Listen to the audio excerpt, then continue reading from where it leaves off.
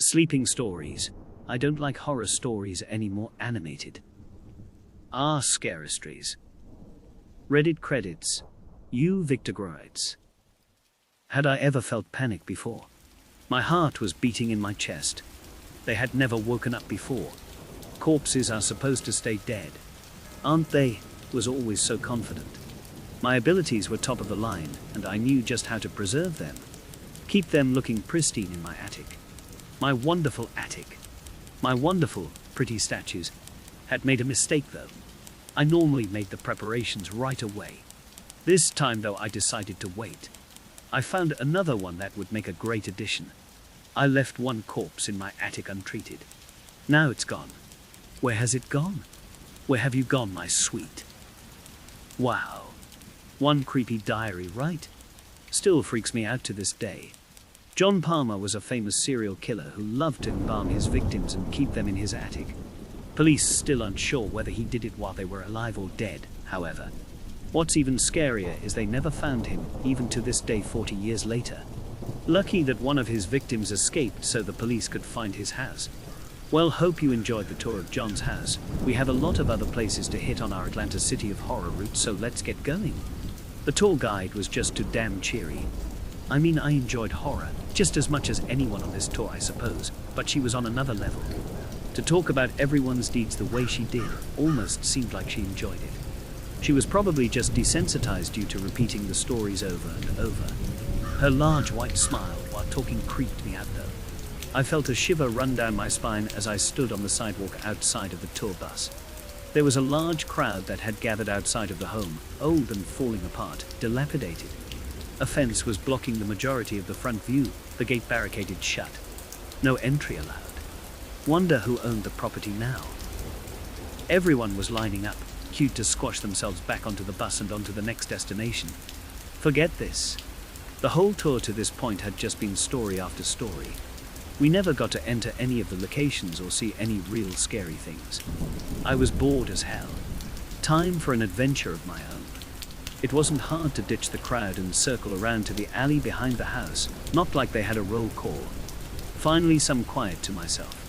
The alley was dimly lit by the setting sun, with tall fences lining the back of the houses.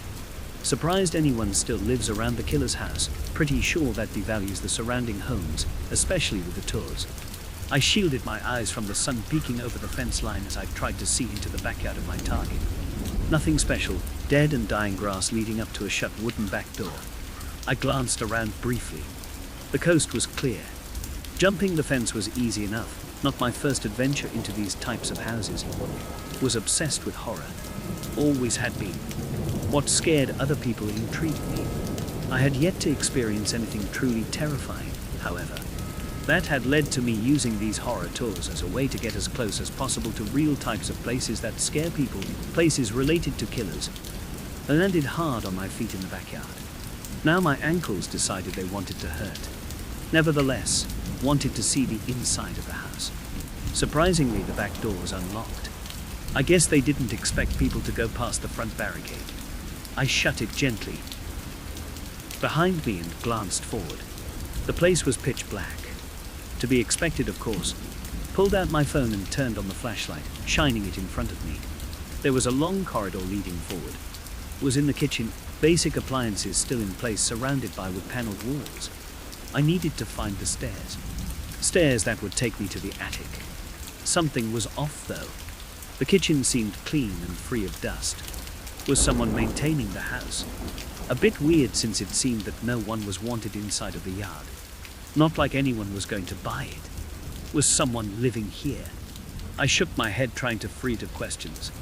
No way was someone living here. It's pitch black and boarded up. That doesn't make any sense. Decided to continue forward down the hallway. Lucky don't have claustrophobia because the hallway was thin as hell. The time before regulations forced houses to be built a certain way. It wasn't long before my phone lit up the bottom of the stairway leading up to the second floor. Finally. I trudged up the steps, each of them creaking loudly as moved forward. Noisy as hell, but no way to avoid it if I wanted to continue upward. When I reached the top of the stairs, I was faced with another hallway, rooms lining each side. Not what I'm looking for. I saw a thin rope hanging from the ceiling. As I glanced up, the faint outline of a cut section of wood could be seen. Likely the entrance to the attic. Bingo. I walked toward the hallway and pulled down on the rope hard, releasing a thin staircase that was barely held together. It was definitely the entrance to the attic. With no hesitation and nothing to hold me back, quickly found myself standing inside the attic. My phone illuminated the small space in front of me.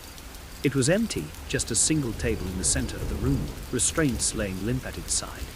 Some chests were off to the side of the room, but no way to know the contents from here. Content was alone, I decided to see what was inside of the storage chests. As I walked forward, the bottom of my pants snagged on the loose wooden board supporting the attic floor. I found myself falling forward onto the boards. The wind was knocked out of me as hit the ground. Only had a moment to let my thoughts reside on that as the floor gave way and I fell through the second floor ceiling.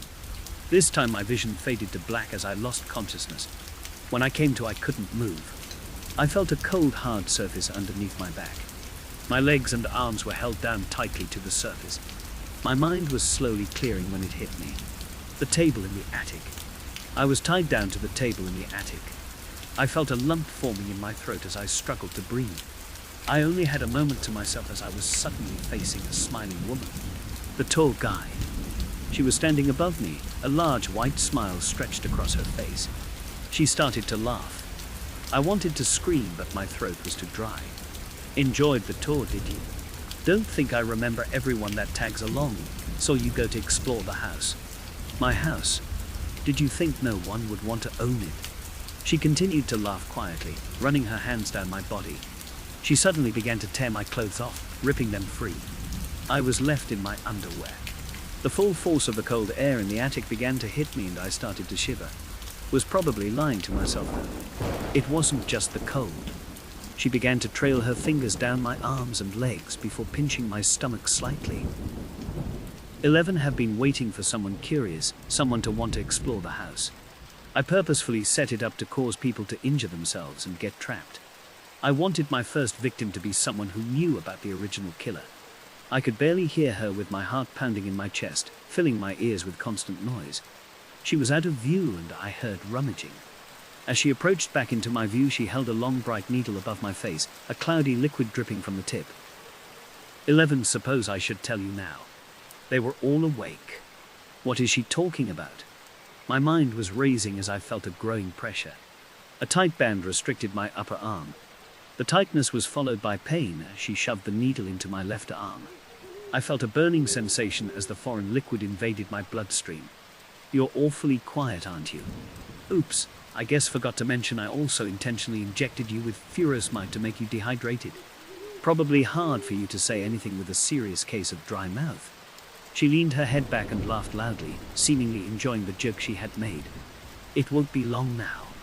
This liquid will preserve you nicely. After it kills you, of course.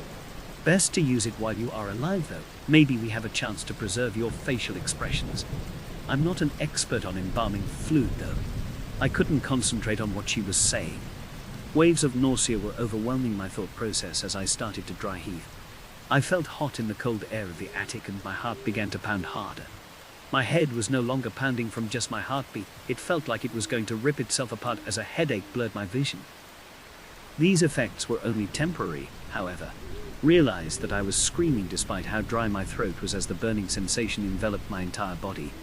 The restraints were cutting into my wrists and ankles as I arched my back upward, trying to escape from the pain. My body was racked with tremors, minor reprieves allowing me to hear her laughing in the background. It felt like my skin was on fire and burning its way off of my body. I felt my voice grow hoarse as my screams turned to whispers and faded away. The pain, however, did not fade and continued to intensify.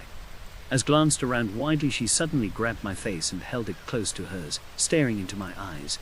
Her wide smile filled my vision as I felt darkness fade in once more, passing out from the pain. This time, when my eyes opened, I was in the hospital. I found out later I had been in a coma for 2 months. I suppose someone heard my screams. Lucky for me. They said I just barely avoided enough formaldehyde to kill me.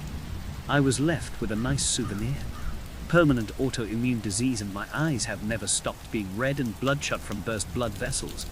Multiple surgeries haven't corrected them, but they say I am lucky that I can see. Lucky that I'm alive.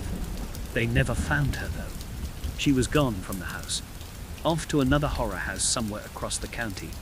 Another victim. Don't feel so lucky. I barely feel alive anymore.